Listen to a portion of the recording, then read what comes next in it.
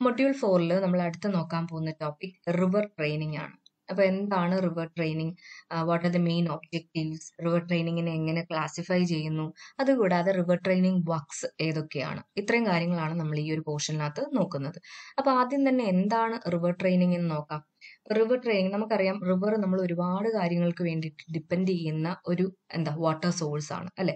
ഇപ്പം ഇറിഗേഷന്റെ പല ആവശ്യങ്ങൾക്ക് വേണ്ടി, ഇപ്പോൾ ടൗൺസിലോട്ടും ഇൻഡസ്ട്രിയിലോട്ടും ഒക്കെ വാട്ടർ സപ്ലൈ കൊടുക്കാൻ വേണ്ടിയിട്ട്, റിക്രിയേഷൻ പേർപ്പസിന് വേണ്ടിയിട്ട്, പിന്നെ എന്തൊക്കെയാണ് ഹൈഡ്രോ ഇലക്ട്രിക് പവർ ജനറേഷന് വേണ്ടി, അതുകൂടാതെ ട്രാൻസ്പോർട്ടേഷൻ പ്രൊവൈഡ് ചെയ്യാൻ വേണ്ടിയിട്ട് റിവർ ഹെൽപ്ഫുൾ ആണ്. അതുകൂടാതെ പല തേർമൽ സ്റ്റേഷൻസിലും മെഷീൻസ് ഒക്കെ കൂൾ ചെയ്യാൻ വേണ്ടിയിട്ട് നമ്മൾ റിവറിൽ നിന്ന് വാട്ടർ എടുക്കാറുണ്ട്.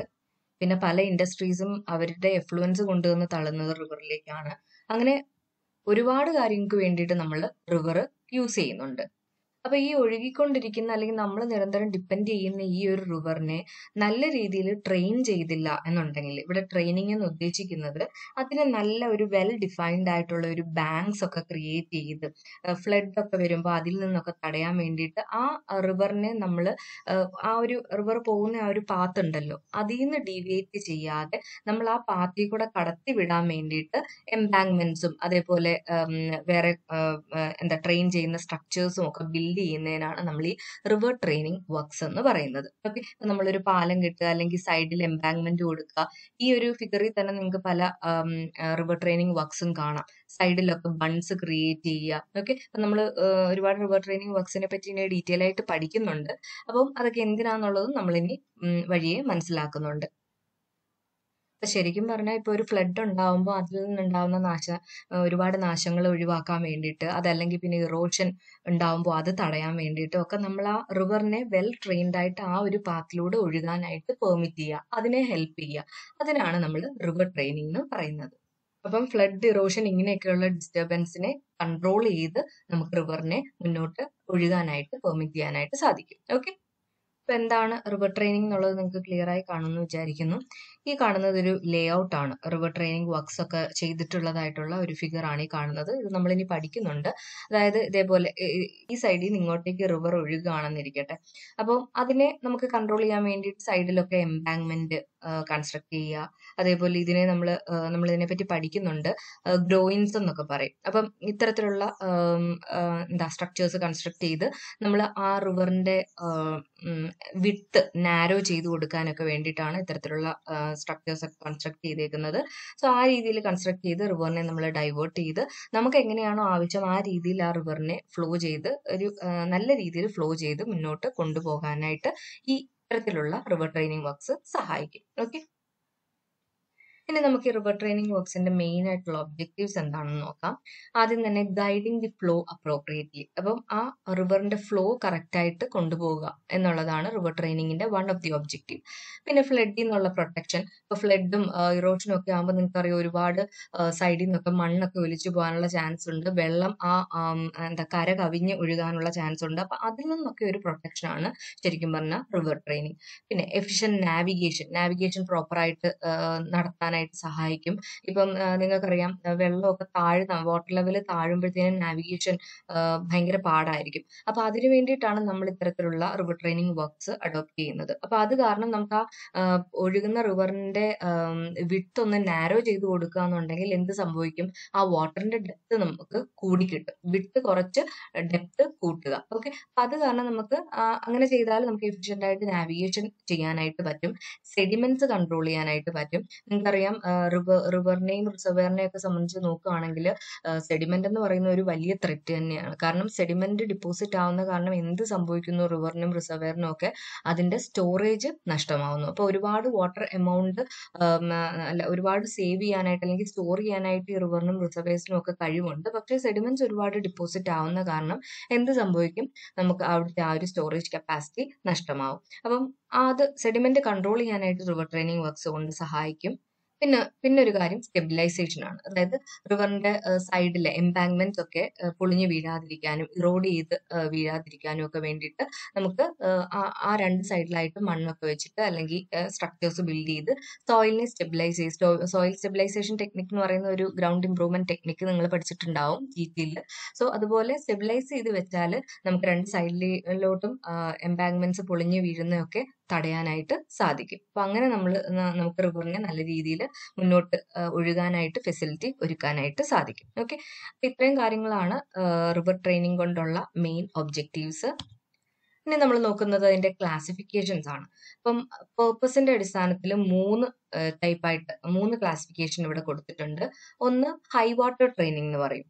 അതിന് മറ്റൊരു പേരും കൂടെ ഉണ്ട്, ട്രെയിനിങ് ഫോർ ഡിസ്ചാർജ്. അപ്പം ഡിസ്ചാർജ് കറക്റ്റ് ആയിട്ട് നടത്താൻ വേണ്ടിയിട്ട് അല്ലെങ്കിൽ കറക്റ്റ് ഡിസ്ചാർജ് കിട്ടാൻ വേണ്ടിയിട്ട് ചെയ്യുന്ന ഒരു ട്രെയിനിങ് വർക്കിനെയാണ് ഹൈ വാട്ടർ ട്രെയിനിങ് എന്ന് പറയുന്നത്. നല്ല രീതിയിൽ ഡിസ്ചാർജ് നടക്കാൻ വേണ്ടിയിട്ട് നമ്മൾ അതിന്റെ റിവറിന്റെ അലൈൻമെന്റ് പ്രോപ്പർ ആയിരിക്കണം, എംബാങ്ക്മെന്റിന്റെ ഹൈറ്റ് പ്രോപ്പർ ആയിട്ട് കൊടുക്കണം. അപ്പൊ അതൊക്കെ ശരിയായിട്ട് നിർത്തിയാൽ മാത്രമേ നമുക്ക് അതിൽ നിന്ന് കറക്റ്റ് ആയിട്ട് ഡിസ്ചാർജ് കാൽക്കുലേറ്റ് ചെയ്യാനും ഒക്കെ പറ്റത്തുള്ളൂ. അപ്പം കറക്റ്റ് ഡിസ്ചാർജ് കാൽക്കുലേറ്റ് ചെയ്യുന്ന രീതിയിൽ നമ്മൾ ആ റിവറിനെ ട്രെയിൻ ചെയ്യുക എന്നുള്ളതാണ് ഈ ഹൈ വാട്ടർ ട്രെയിനിങ് കൊണ്ട് ഉദ്ദേശിക്കുന്നത്. അപ്പൊ ഒരു മാക്സിമം ഫ്ലഡ് ആ റിവറിലൂടെ പാസ് ചെയ്യാൻ വേണ്ടിയിട്ട് നമ്മൾ അതിന് സഫീഷ്യന്റ് ആയിട്ടുള്ള ക്രോസ് സെക്ഷണൽ ഏരിയ കൊടുക്കുക എന്നുള്ളതാണ് ഇതുകൊണ്ട് മീൻ ചെയ്യേണ്ടത്. ഇനി രണ്ടാമതെന്ന് പറയുന്നത് ലോ വാട്ടർ ട്രെയിനിങ് എന്ന് പറയും. അതിന്റെ മറ്റൊരു പേര് ട്രെയിനിങ് ഫോർ ഡെപ്ത്. അപ്പോ ഞാനിപ്പോ എന്റെ നേരത്തെയും പറഞ്ഞിരുന്നു, നാവിഗേഷന് വേണ്ടിയിട്ട് സഹായിക്കുന്ന ഒരു കാര്യമാണിത്. അതായത് ഇപ്പം നാവിഗേഷൻ പർപ്പസിന് വേണ്ടിയിട്ട് റിവറിനെ ട്രെയിൻ ചെയ്യുക. അപ്പം ഇപ്പൊ ലോ വാട്ടർ ലെവലൊക്കെ ആകുമ്പോഴത്തേന് നാവിഗേഷൻ പ്രോപ്പറായിട്ട് നടക്കാൻ വേണ്ടിയിട്ട് നമ്മൾ എന്ത് ചെയ്യും, ആ ചാനലിന്റെ ഡെപ്ത് അല്ലെങ്കിൽ ആ റിവറിന്റെ ഡെപ്ത് കൂട്ടി കൊടുക്കും. അതിന് വേണ്ടിയിട്ട് നമ്മൾ ആ വിഡ്ത്ത് നാരോ ചെയ്ത് കൊടുക്കും. അതിന് വേണ്ടിയിട്ട് നമ്മൾ ട്രെയിൻ ചെയ്യുക. അല്ലെങ്കിൽ ഈ ട്രെയിൻ ചെയ്യാണ്ട് ഉദ്ദേശിക്കുന്നത് ഞാൻ നേരത്തെയും പറഞ്ഞു, റിവറിനെ ഇതേപോലെ സ്ട്രക്ചേഴ്സ് ബിൽഡ് ചെയ്ത് റിവറിന്റെ പാത്ത് ഒന്ന് ഡീവിയേറ്റ് ചെയ്ത് അല്ലെങ്കിൽ ആ ഫ്ലോ പാറ്റേൺ കറക്റ്റ് ആക്കുക എന്നുള്ളതാണ് ഇതുകൊണ്ട് മീൻ ചെയ്യുന്നത്. അപ്പോൾ ലോ വാട്ടർ ട്രെയിനിങ് എന്ന് പറയുമ്പോൾ അതിന്റെ ഡെപ്ത് കറക്റ്റ് ചെയ്യാനുള്ള ഒരു മെഷറാണ് ഈ ട്രെയിനിങ്ങിലൂടെ ചെയ്യുന്നത്. ഇനി മൂന്നാമത്തത് മീൻ വാട്ടർ ട്രെയിനിങ് എന്ന് പറയും. അതായത് ട്രെയിനിങ് ഫോർ സെഡിമെന്റ്സ്. ഇതിനകത്ത് റിവറിനെ ട്രെയിൻ ചെയ്യുന്നതെന്ന് പറഞ്ഞാൽ സെഡിമെന്റ്സ് വന്നാലും അത് ഈസിലി ഒഴുകി പോകുന്ന രീതിയിലും, അത് മാത്രമല്ല ഈ റിവർ ചാനലിനെ നല്ല ഷേപ്പിലും കൺസ്ട്രക്ട് ചെയ്യാനായിട്ട് വേണ്ടിയിട്ടാണ് മീൻ വാട്ടർ ട്രെയിനിങ് ചെയ്യുന്നത്. Okay, smooth disposal of dead and suspended sediments load and to maintain the shape of the channel. അതിനു വേണ്ടിയിട്ട് ട്രെയിൻ ചെയ്യുന്ന ആ ഒരു മെത്തേഡിനാണ് നമ്മൾ മീൻ വാട്ടർ ട്രെയിനിങ് എന്ന് പറയുന്നത്. അപ്പൊ ഈ 3 കാര്യങ്ങൾക്ക് വേണ്ടിയിട്ട് നമ്മൾ റിവറിനെ ട്രെയിൻ ചെയ്യുന്നു. ഓക്കെ, അതാണ് ക്ലാസിഫിക്കേഷൻ. ഇനി അടുത്ത നമ്മൾ നോക്കാൻ പോകുന്നത് റിവർ ട്രെയിനിങ്ങിന്റെ മെത്തേഡ്സ് ആണ്. അപ്പൊ ഇതിനകത്ത് കുറച്ച് മെത്തേഡ്സ് ലിസ്റ്റ് ചെയ്തിട്ടുണ്ട്. അത് ഓരോന്നായിട്ട് നമ്മൾ നോക്കാൻ പോവാണ്. ആദ്യം തന്നെ മാർജിനൽ എംബാങ്ക്മെന്റ്സ്, പിന്നെ guide banks or buns, groynes or Spurs, പിന്നെ കട്ട് ഓഫ്സ്, പിച്ച്ഡ് ഐലൻഡ്, അതുകൂടാതെ അതർ മെത്തേഡ്സ്, അതിന് ബാൻഡിലിംഗ് എന്ന് പറയും. ഇതിൽ പലതും നമ്മൾ കണ്ടിട്ടുള്ളതാണ്, പേരുകൾ നമുക്ക് പുതിയതായിട്ട് തോന്നുന്നു മാത്രം. ഇപ്പൊ ഫോർ എക്സാമ്പിൾ നിങ്ങൾ ഈ പുലിമുട്ടൊക്കെ കണ്ടിട്ടുണ്ടാവുമല്ലോ. അപ്പൊ അതൊക്കെ എന്തിനു വേണ്ടിയിട്ടാണ്, കരയിലോട്ട് വെള്ളം അടിച്ചു കയറാതൊക്കെ ഇരിക്കാൻ വേണ്ടിയിട്ടാണ്. സോ അങ്ങനെയൊക്കെയുള്ള സ്ട്രക്ചേഴ്സ് ആണ് നമ്മളിവിടെ ഈ പറയുന്ന ഓരോ പേരുകളും. ഓക്കെ, അപ്പൊ നമുക്ക് ഓരോന്നും എന്തൊക്കെയാണെന്നുള്ളത് നോക്കാം. ആദ്യത്തെ റിവർ ട്രെയിനിങ് മെത്തേഡാണ് മാർജിനൽ എംബാങ്ക്മെന്റ്സ്. അപ്പൊ ഇതിനകത്ത് റിവർ നല്ല രീതിയിൽ ഒഴുകി പോകാൻ വേണ്ടിയിട്ട്, കരകവിഞ്ഞൊന്നും പോവാതെ കറക്റ്റായിട്ട് ആ ഫ്ലോയിൽ സ്ട്രെയിറ്റ് ആയിട്ട് പോകാൻ വേണ്ടിയിട്ട് എന്താണ് നമ്മൾ എംബാങ്ക്മെന്റ്സ് കൊടുക്കുന്നു. ആ റിവർ ഒഴുകി പോകുന്ന 2 സൈഡിലുമായിട്ട് മാർജിനൽ എംബാങ്ക്മെന്റ്സ് കൊടുക്കുക. ഓക്കെ, അതാണ് വൺ ഓഫ് ദി മെത്തേഡ്. അപ്പം അത് മെയിൻലി ചെയ്യുന്നത് നമ്മുടെ വാട്ടറിന്റെ വെലോസിറ്റി, ഇപ്പൊ നമ്മൾ അപ്സ്ട്രീമും ഡൗൺ സ്ട്രീമും നമ്മൾ പഠിച്ചിട്ടുണ്ട്. അപ്പൊ അപ്സ്ട്രീമിൽ നിന്ന് ഡൗൺ സ്ട്രീമിലോട്ട് ഒഴുകി വരുന്ന വെള്ളത്തിന്റെ ആ വെലോസിറ്റി കൂട്ടാൻ വേണ്ടിയിട്ട്, to increase the velocity of flood water, അതിന് വേണ്ടിയിട്ടും, അതായത് ഡൗൺ സ്ട്രീമിലോട്ട് പോകുമ്പോഴത്തേന് ആ വെലോസിറ്റി കൂട്ടി കൊടുക്കാൻ വേണ്ടിയിട്ട് നമ്മൾ മാർജിനൽ എംബാങ്ക്മെന്റ്സ് കൊടുക്കുന്നുണ്ട്. അതുകൂടാതെ ഫ്ലഡിന്റെ ടൈമിലൊക്കെ നിങ്ങൾക്ക് അറിയാം, ഞാൻ നേരത്തെ പറഞ്ഞ പോലെ തീരത്തേക്ക് വെള്ളം അടിച്ചു കയറാതിരിക്കാൻ വേണ്ടിയിട്ട് ഒരു ഇച്ചിരി ഹൈലി എലിവേറ്റഡ് ആയിട്ടുള്ള ഒരു സർഫസ് ക്രിയേറ്റ് ചെയ്യുകയാണ്. 2 സൈഡിലും കെട്ടി നിർത്തുന്ന കാരണം സൈഡിലേക്ക് വെള്ളം ഓവർഫ്ലോ ആവുന്നില്ല. അപ്പൊ അതിന് വേണ്ടിയിട്ട് നമ്മൾ മാർജിനൽ എംബാങ്ക്മെന്റ്സ് കൊടുക്കാറുണ്ട്. പിന്നെ ഡൗൺ സ്ട്രീമിലോട്ട് ഒഴുകി പോകുന്ന വെള്ളത്തിന് നല്ല വെലോസിറ്റി, നേരത്തെ ഫസ്റ്റ് പറഞ്ഞ പോയിന്റ് തന്നെയാണ്. അപ്പൊ അതിന് വേണ്ടിയിട്ട് നമ്മൾ എംബാങ്ക്മെന്റ് കൊടുക്കുന്നുണ്ട്. പിന്നെ ഇത് കൊടുക്കുന്ന കാരണം നമ്മുടെ അപ്സ്ട്രീമിലുള്ള വാട്ടർ സർഫസ് സ്ലോപ്പും കൂടെ നമുക്ക് കൂടി കിട്ടും. ഓക്കെ, അപ്പൊ അവിടുത്തെ വെള്ളത്തിന്റെ എലിവേഷൻ കുറച്ചും കൂടെ ഹൈ ആയിരിക്കും. ഞാൻ കുറച്ച് ഇമേജ് കാണിക്കാം. മാർജിനൽ എംബാങ്ക്മെന്റ്സിന്റെ ഫിഗേഴ്സ് ആണ് ഈ കാണിച്ചിരിക്കുന്നത്. അപ്പൊ ഇതേപോലൊക്കെ സൈഡിൽ കെട്ടി ഇടുക. ഓക്കെ, അപ്പൊ ഇത് ഒരു ഇമേജും ഇതിനകത്ത് നിങ്ങൾക്ക് ആ ഒരു സെക്ഷണൽ വ്യൂവും കാണാം. ഈ 2 സൈഡിലാണ് എംബാങ്ക്മെന്റ് അല്ലെങ്കിൽ ലിവീസ് കൊടുക്കുന്നത്. അപ്പൊ ഇതിനിടയ്ക്കൂടെ റിവർ ഒഴുകുന്നു. ഓക്കെ, ഈ രീതിയിൽ നമുക്ക് കൊടുക്കാം. ഇനി രണ്ടാമത്തെ മെത്തേഡ് എന്ന് പറയുന്നത് ഗൈഡ് ബാങ്ക്സ് അല്ലെങ്കിൽ ബൺസ് എന്ന് പറയും. ഇത് നമ്മൾ യൂഷ്വലി കണ്ടിട്ടുള്ളതാണ്. ഈ നമ്മൾ സാധാരണ കാണുന്ന പാലത്തിന്റെ ഒക്കെ അടിക്ക് ഈ രീതിയിലായിരിക്കും ഗൈഡ് ബാങ്ക്സ് പ്രൊവൈഡ് ചെയ്തിരിക്കുന്നത്. ഓക്കെ, ഇതിന് മറ്റൊരു പേരും കൂടെ ഉണ്ട്, ബെൽസ് ബൺസ് എന്ന് പറയും. അതായത് ആദ്യമായിട്ട് ഇത് ഡിസൈൻ ചെയ്തത് മിസ്റ്റർ ബെൽസ് എന്ന് പറയുന്ന ഒരു സയന്റിസ്റ്റ് ആണ്. ആൻഡ് ലേറ്റർ ഈ ഷേപ്പിനൊക്കെ കുറച്ച് മോഡിഫിക്കേഷൻ ഒക്കെ വരുത്തിയിട്ടുണ്ട്. ഇതിന്റെ ഫിഗേഴ്സ് ഞാൻ കാണിക്കാം. ഇപ്പൊ ഇവിടെ നിങ്ങൾക്ക് ഗൈഡ് ബാങ്ക്സ് ഓർ ബൺസിന്റെ ഫിഗർ കാണാൻ പറ്റുന്നുണ്ട്. ഇവിടെ ഒരു സിമ്പിൾ ആയിട്ടുള്ള ഒരു ഫിഗറാണ് കാണിച്ചിരിക്കുന്നത്. ഇത് മേലിലൂടെ ഒരു പാലം പോകുന്നതായിട്ട് കാണാം, അടിയിൽ കൂടെ റിവർ ഫ്ലോ ചെയ്യുന്നുണ്ട്. അതിന്റെ സൈഡിൽ കെട്ടി നിർത്തിയേക്കുന്നതിനാണ് ഗൈഡ് ബാങ്ക്സ് എന്ന് പറയുന്നത്. ഇത് അതിന്റെ ഒരു എന്താ പറയുക ടോപ്പ് വ്യൂ ആണ് ഈ കാണിച്ചിരിക്കുന്നത്. ഇപ്പൊ ഇതിലേക്കൂടെ റിവർ ഒഴുകുന്നു ആൻഡ് ഈ സൈഡിൽ കൺസ്ട്രക്ട് ചെയ്തേക്കുന്നതാണ് എന്ത് ഗൈഡ് ബാങ്ക്സ്. ഈ സെയിം ഇമേജ് ആണ് ഞാൻ നേരത്തെ കാണിച്ച ഫിഗറിനകത്തും കാണിച്ചിരിക്കുന്നത്. ഇപ്പൊ ഈ ഷാങ്ക് എന്ന് പറയുന്ന ഒരു പോർഷൻ ആണ് മറ്റേ ഫിഗറിനകത്ത്. ഞാൻ ഒന്നുകൂടെ കാണിക്കാം. ഇങ്ങനെ കെട്ടുന്ന കാരണം എന്ത് സംഭവിക്കും, ഇപ്പൊ വൈഡ് ആയിട്ട് ഒഴുകിക്കൊണ്ടിരിക്കുന്ന റിവർ ആണെങ്കിൽ ആ വിട്ട് കുറച്ച് എന്താ ഡെപ്ത് കൂട്ടും. ഈ ഒരു ഭാഗത്ത് എത്തുമ്പോഴത്തേന് അത് കുറച്ചും കൂടെ ഡെപ്തിൽ ഒഴുകാനായിട്ട് തുടങ്ങും. ഓക്കെ, ഇനി ഈ ഫിഗർ നോക്കിയേ. ഈ ഒരു പാർട്ട് ഗൈഡ് ബാങ്കിന്റെ ഞാനിപ്പോ കാണിച്ച ഷാങ്ക് എന്ന് പറയുന്ന പോർഷൻ ആണ് ഈ കാണുന്നത്. ഇവിടെ മാർക്ക് ചെയ്തിട്ടുണ്ട്. അപ്പൊ അതിന്റെ ഒരു സെക്ഷനും ഒക്കെ രണ്ട് ഭാഗത്തായിട്ടുള്ള സെക്ഷൻസ് ഇവിടെ കാണിച്ചിട്ടുണ്ട്. നിങ്ങൾക്കപ്പോ കുറച്ചു നേരം അതൊന്ന് നോക്കി അതിന്റെ പാർട്സ് ഒക്കെ നോക്കുമ്പോൾ എന്താ കാര്യം എന്ന് പിടികിട്ടും. ഇതിന്റെ ഈ ഭാഗത്തായിട്ടല്ലേ വാട്ടർ ഫ്ലോ ചെയ്യുന്നത്. ഈ സെക്ഷനകത്ത് നോക്കുമ്പോൾ തന്നെ കണ്ട് ഇവിടെ നിങ്ങൾക്ക് വെള്ളം വാട്ടർ ലെവൽ കാണിക്കുന്നുണ്ട്. ആൻഡ് ഇവിടെയും ഈ ഭാഗത്തായിട്ട് കാണിക്കുന്നുണ്ട്. ഇതൊരു സെക്ഷണൽ വ്യൂ ആണ്. ഓക്കെ, അപ്പം ഇങ്ങനെ കെട്ടുന്നതിലൂടെ നമുക്ക് റിവറിനെ ട്രെയിൻ ചെയ്ത് കൊണ്ടുപോകാനായിട്ട് പറ്റും. ഓക്കെ, ഇനി മൂന്നാമത് നമ്മൾ നോക്കുന്നത് ഗ്രോയിൻസ്, അതിന് സ്പേഴ്സ് എന്നും പറയും. ഈ തരത്തിലുള്ള കൺസ്ട്രക്ഷൻ കൊണ്ടും നമുക്ക് റിവറിനെ ട്രെയിൻ ചെയ്യാനായിട്ട് കഴിയും, അല്ലെങ്കിൽ അതിന്റെ ഫ്ലോ പാറ്റേൺ നമുക്കൊന്ന് കൺട്രോൾ ചെയ്യാനായിട്ട് സാധിക്കും. ഇത് നിങ്ങൾ ഫെമിലിയർ ആയിട്ട് കണ്ടിട്ടുള്ളതാണ് എന്ന് കരുതുന്നു. ഈ ഗ്രോയിൻസ് അല്ലെങ്കിൽ സ്പേഴ്സ് തന്നെ പല ഷേപ്പിലൊക്കെ കാണാം. അതായത് ഇപ്പം റിവർ ഒഴുകുകയാണെങ്കിൽ അല്ലെങ്കിൽ റിവറോ കടലോ എന്താവട്ടെ, ആ ഒരു വാട്ടർ ബോഡിയിലോട്ട് ഒരു ട്രാൻസ്ഫേഴ്സ് എന്താ ഡയറക്ഷനിലായിരിക്കും ഈ ഗ്രോയിൻസ് മുന്നോട്ട് നിൽക്കുന്നത്. ഓക്കെ, ഇത് കണ്ടില്ലേ, കുറച്ചും കൂടി ഒരു പോയിന്റഡ് ആണ്. അപ്പൊ അത് ആ റിവറിലേക്ക് കടന്ന് നിൽക്കുന്ന പോലെ ആയിരിക്കും ഇത് ഗ്രോയിൻസ് കൺസ്ട്രക്ട് ചെയ്തേക്കുന്നത്. അപ്പം ഒഴുകി വരുന്ന വെള്ളത്തിന്റെ ആ ഒരു ഒരു ഫ്ലോ ഒന്ന് നമുക്കൊന്ന് കുറച്ച് കൊണ്ടുപോകാനും ഒന്ന് കൺട്രോൾ ചെയ്യാനായിട്ടും കഴിയും. ഓക്കെ, അപ്പൊ ഇതിന്റെ മെയിൻ ഫംഗ്ഷൻ എന്ന് പറയുന്നത് ഇതൊക്കെയാണ്. ബാങ്ക്സിലേക്ക് വെള്ളം കടന്നു വരാതെ അതിനെ ഒന്ന് ഡൈവേർട്ട് ചെയ്തിട്ട് ആ ഫ്ലോ ഒന്ന് മാറ്റി കൊണ്ടുപോകാനായിട്ട് സാധിക്കും. അപ്പം ബാങ്ക്സിനെയൊക്കെ നമുക്ക് പ്രൊട്ടക്ട് ചെയ്യാനായിട്ട് കഴിയുമെന്നുള്ളതാണ്. അതേപോലെ ഈ നാവിഗേഷൻ ഒക്കെ വേണ്ടിയിട്ട് ഇത് വളരെ ഹെൽപ്ഫുൾ ആണ്. ഒരു വൈഡ് ചാനൽ ഒക്കെ കൺസ്ട്രക്ട് ചെയ്യാൻ വേണ്ടിയിട്ട് ഗ്രോയിൻസും അല്ലെങ്കിൽ സ്പേഴ്സും ഹെൽപ്പ് ചെയ്യും. ഇനി ഈ ഗ്രോയിൻസ് തന്നെ പല ടൈപ്സ് ഉണ്ട്. അത് നമ്മൾ ഇനി അടുത്ത് നോക്കാൻ പോവാണ്. ഇപ്പോൾ ഈ ഗ്രോയിൻസ് പല രീതിയിൽ, അതായത് based on methods and materials, അതുകൂടാതെ ഹൈറ്റ് ഓഫ് ഗ്രോയിൻസ് വെച്ചിട്ടും ഫങ്ഷൻസ് വെച്ചിട്ടും ഒക്കെ ഡിവൈഡ് ചെയ്തിട്ടുണ്ട്. ഇതുകൂടാതെ സ്പെഷ്യൽ ടൈപ്പ് ഓഫ് ഗ്രോയിൻസും ഉണ്ട്. അപ്പൊ നമ്മൾ അതെല്ലാം നോക്കുന്നുണ്ട്. അപ്പൊ ആദ്യം തന്നെ മെത്തേഡ്സ് ആൻഡ് മെറ്റീരിയൽസ് വൈസ് ആയിട്ട് രണ്ട് രീതിയിലുണ്ട് ഗ്രോയിൻസ്. ഓക്കെ, ഒന്ന് ഇംപെർമിയബിൾ ഗ്രോയിൻസും, രണ്ട് പെർമിയബിൾ ഗ്രോയിൻസും. അപ്പം ഇംപെർമിയബിളും പെർമിയബിളിന്റെ ആ വാക്കിന്റെ മീനിങ് നിങ്ങൾക്ക് കറക്റ്റ് ആയിട്ട് അറിയാം അല്ലെ. ഇംപെർമിയബിൾ എന്ന് പറയുമ്പം എന്താ, വാട്ടർ അതിനകത്തൂടെ പാസ് ചെയ്യാനായിട്ട് അനുവദിക്കുന്നില്ല. Don't allow the flow of water through them അല്ലെ. ഈ ഗ്രോയിൻസിലൂടെ വെള്ളം കടന്നു ചെല്ലാത്ത ടൈപ്പ് ഓഫ് മെറ്റീരിയൽ ആയിരിക്കും. ചിലപ്പോൾ സാൻഡും ഗ്രേവലും ഒക്കെ നല്ല ടൈറ്റ് ആയിട്ട് പാക്ക് ചെയ്തിട്ടുള്ള കോൺക്രീറ്റ് സ്ട്രക്ചേഴ്സ് ആയിരിക്കും. പക്ഷെ പെർമിയബിൾ ഗ്രോയിൻസ് എന്ന് പറയുമ്പോൾ അതിനകത്തൂടെ വാട്ടർ പാസ് ചെയ്ത് പോകുന്ന ടൈപ്പ് ഓഫ് സ്ട്രക്ചേഴ്സ് ആണ്. അപ്പൊ മേ ബി അത് ചിലപ്പോൾ എന്തെങ്കിലും ഒരു ഈ ചാക്കൊക്കെ നിറച്ച് കെട്ടിവെക്കുന്നത് നിങ്ങൾ കണ്ടിട്ടുണ്ടാവുമല്ലോ. അതിനകത്തൊക്കെ മണ്ണ് വാരിയിട്ട്, അല്ലെങ്കിൽ പിന്നെ കുറച്ചും കൂടെ കോഴ്സ് ആയിട്ടുള്ള അഗ്രിഗേറ്റ്സ് വെച്ച് എംബാങ്ക്മെന്റ്സ് ഉണ്ടാക്കുന്നതായിട്ട് കണ്ടിട്ടുണ്ടാവും. അല്ലെങ്കിൽ മരങ്ങളോ ചെറിയ മുളയൊക്കെ വെച്ചിട്ട് ബാങ്ക്സ് അഡ്ജസ്റ്റ് ചെയ്ത് വെച്ചിരിക്കുന്നതായിട്ട് നിങ്ങൾ കാണാറുണ്ട്. സോ അതൊക്കെ ഈ ഗ്രോയിൻസിനകത്ത് വരും. ഞാൻ വേറെ കുറച്ച് ഫിഗേഴ്സും കാണിക്കാം. ഈ ഒരു സ്ലൈഡിനകത്ത് ഇംപെർമിയബിൾ സ്പേഴ്സ് ആണ് കാണിച്ചിരിക്കുന്നത്. ഇംപെർമിയബിൾ എന്ന് പറയുമ്പോൾ ഞാൻ നേരത്തെ പോലെ കോൺക്രീറ്റ് സ്ട്രക്ചേഴ്സ് ആയിരിക്കും. അത് പല ഷേപ്പുകളിലുണ്ട്. ഞാൻ ജസ്റ്റ് ആ ഫിഗേഴ്സ് കാണിക്കാനാണ് ഉദ്ദേശിക്കുന്നത്.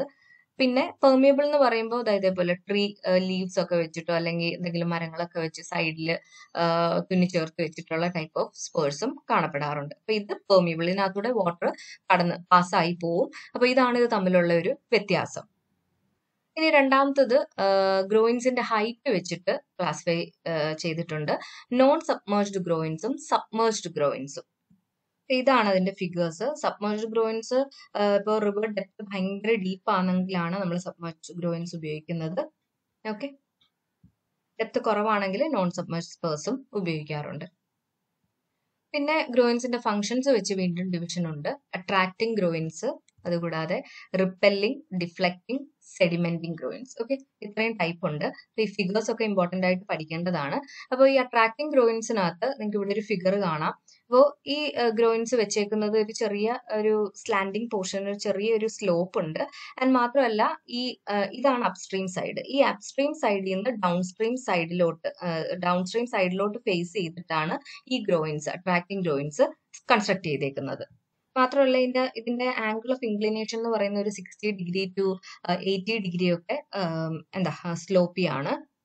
അപ്പൊ ഇത് ശരിക്കും പറഞ്ഞാൽ ആ റിവർ ഫ്ലോയെ അതിന്റെ ബാങ്ക്സിലോട്ട് അട്രാക്ട് ചെയ്യാനായിട്ട് സഹായിക്കുന്ന ഒന്നാണ് അട്രാക്റ്റിംഗ് ഗ്രോയിൻസ്.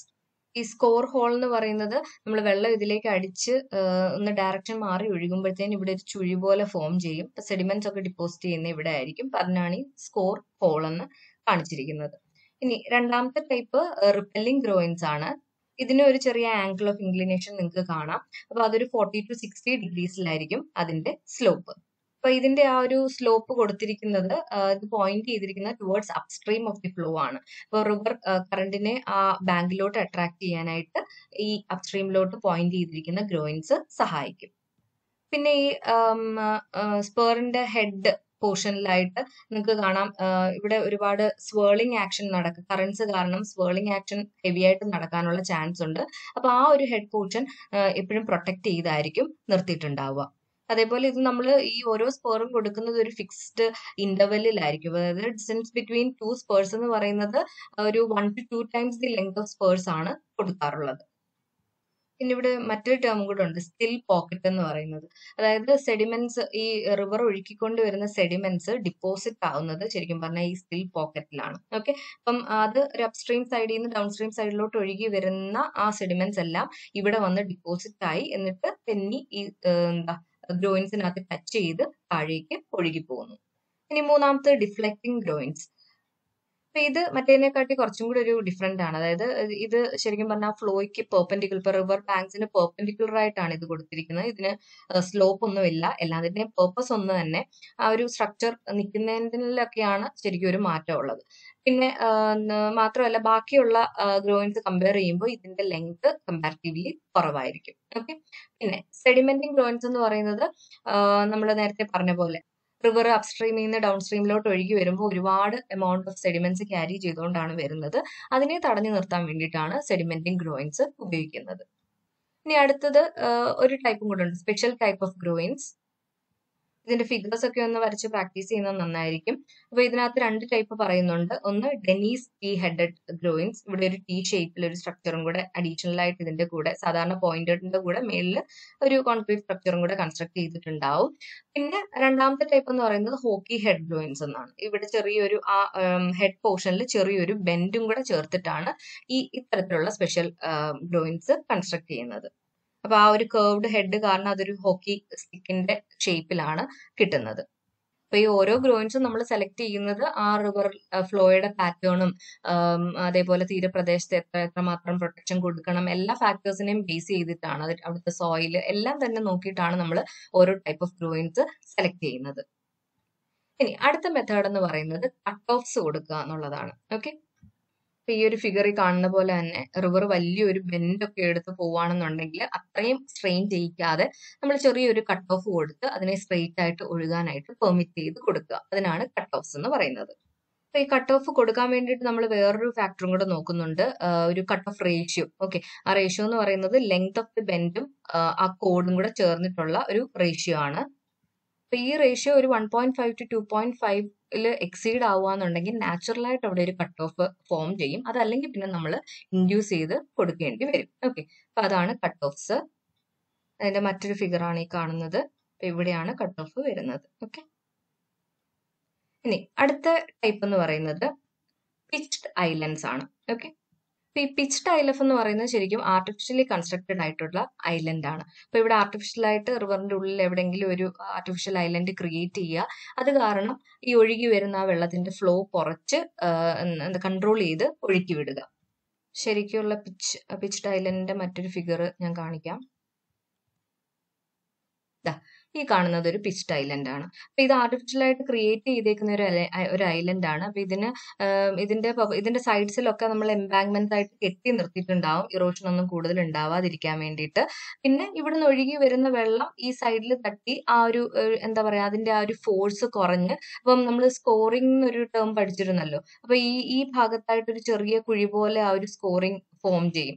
അപ്പം അതിലേക്ക് ഡിപ്പോസിഷൻ ഒരുപാട് വന്ന് എന്താ സെഡിമെന്റ്സ് വന്ന് ഡിപ്പോസിറ്റ് ആവുന്ന കാരണം അത് ചെറിയ ഐലൻഡായി മാറുന്നു. അല്ലെങ്കിൽ ആ ഒരു ഐലൻഡിന്റെ എംബാങ്ക്മെന്റിന് കുറച്ചും കൂടി ഒരു സപ്പോർട്ട് കൊടുക്കാനായിട്ട് ഈ സെഡിമെന്റ്സിന് കഴിയും.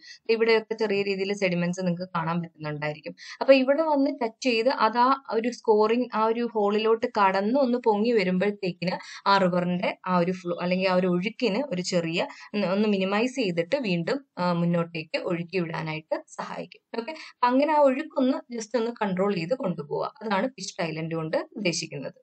അപ്പൊ ആ റിവർ ഒഴുകി വരുന്ന ആ ഒരു ഫോഴ്സിനെ നമ്മൾ ട്രാക്റ്റീവ് ഫോഴ്സ് എന്ന് പറയും. അപ്പം ആ ട്രാക്റ്റീവ് ഫോഴ്സിൽ നല്ല ശക്തിയിൽ വരുന്ന വെള്ളത്തിനെ ഈ ഭാഗത്തായിട്ട് കൺട്രോൾ ചെയ്ത് നിർത്തി പിന്നെ വീണ്ടും അതൊക്കെ ഒഴുക്കി വിടുന്നു. ഈ ഫിഗറിനകത്ത് അതിന്റെ ഒരു സെക്ഷൻ ഒക്കെ കൊടുത്തിട്ടുണ്ട്. ഒരു ഗൈഡ് ബാങ്കിന്റെ പോലെ തന്നെയാണ് ഈ ഒരു പിച്ച്ഡ് ഐലൻഡും വർക്ക് ചെയ്യുന്നത്. ഓക്കെ, ഇനി ഇത് കൂടാതെ മറ്റു മെത്തേഡ്സ് എന്ന് പറയുന്നത് ബാൻഡലിംഗ് എന്ന് പറയും. അപ്പം ഇതും സെയിം പർപ്പസ് തന്നെയാണ് റിവർ ട്രെയിനിങ്ങിന് വേണ്ടിയിട്ട് ഉപയോഗിക്കുന്ന മറ്റു മെത്തേഡ്സ്. ബാൻഡലിംഗിന്റെ ഒരു ഫിഗർ ആണ് ഈ കാണിച്ചിരിക്കുന്നത്. ഇതേപോലെ സ്റ്റിക്സ് അല്ലെങ്കിൽ മുള പോലൊക്കെ വെച്ചിട്ട് ഫ്ലോയെ കൺട്രോൾ ചെയ്ത് വിടുക എന്നുള്ളത്.